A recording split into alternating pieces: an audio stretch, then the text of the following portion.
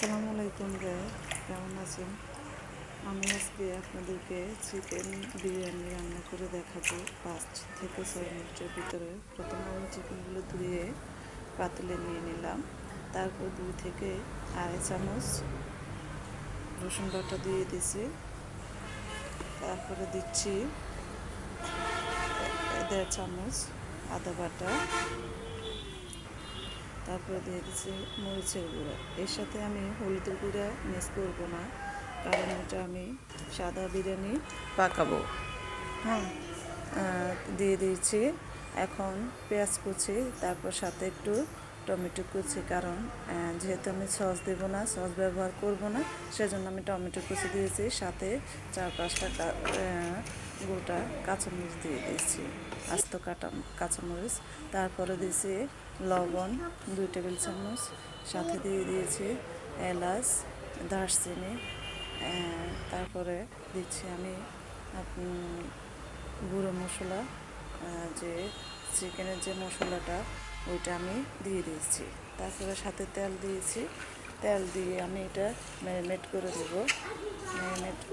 ভালো করে ম্যারিনেট করে নিয়ে এটাকে আমি মেখে নেব। মেখে 5 থেকে 10 মিনিট রেস্টে রাখবো।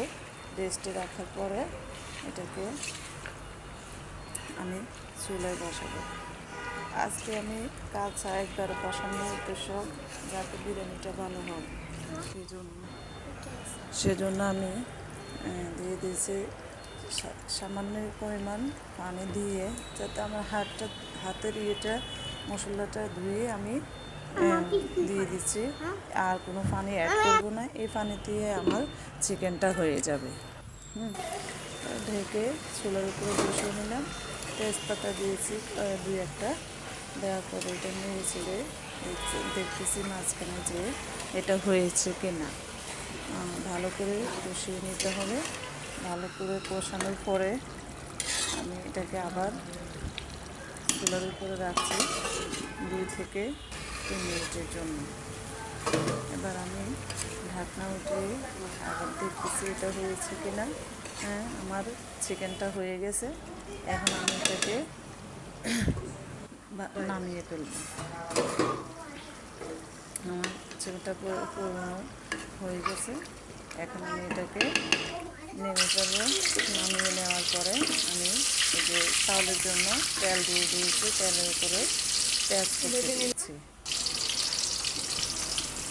আস্ত এলাচ, দারচিনি আর তেজপাতা দিয়েছি। এটাকে একটু বাদামি কালার করে আমি চালগুলো দিয়ে রাখা চালগুলো দিয়ে দিয়েছি। দেওয়ার পরে এগুলোকে আমি করে একটু ব্রাউন কালার হয়ে আসলে, একটু ব্রাউন কালার যখন হয়ে আসবে, তখন আমি এর সাথে একটু বিরিয়ানি মশলা অ্যাড করছি। বিরিয়ানি মশলা অ্যাড করার পরে এটাকে ভালো করে ভেজে নেব। চালটাকে যত ভালো করে ভেজে নেব, তত বিরিয়ানিটা ভালো হবে।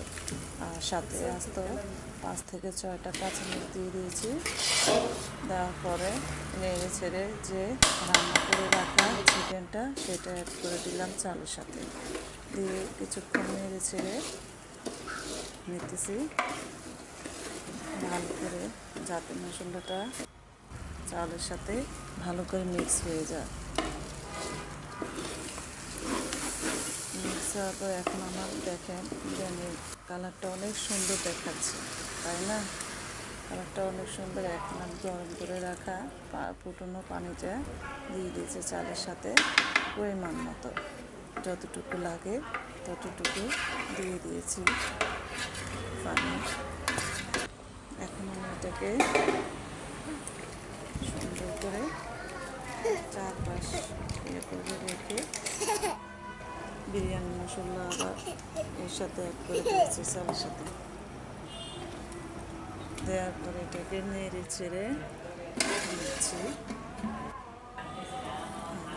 ঢেকে রাখতেছি। ঢেকে রাখার পরে প্রায় 5 থেকে 6 মিনিট পরে আবার উঠিয়ে দেখি, নেড়ে ছেড়ে দিচ্ছি। উঠিয়ে নেড়ে ছেড়ে দেওয়ার পরে এটাকে ভালো করে নাড়তে হবে। নেড়ে ঢেকে রেখে দিছি, ঢেকে রাখার পর আবার উঠেছি, উঠানোর পরে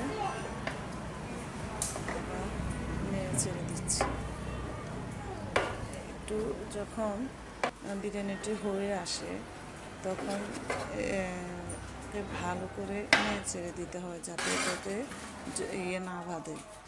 হ্যাঁ, অনেক সময় চাক চাক হয়ে যায়, সেজন্য এটাকে ঘন ঘন নাড়তে হয়। তো